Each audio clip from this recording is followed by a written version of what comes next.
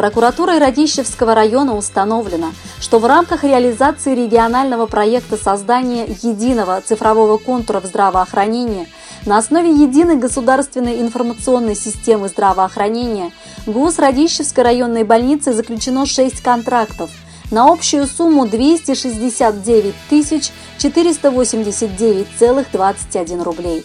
На реализацию регионального проекта создания единого цифрового контура в здравоохранении на основе единой государственной информационной системы здравоохранения на 2019 год федеральным и областным бюджетами предусмотрены денежные средства в размере 1 миллион 157 614 рублей.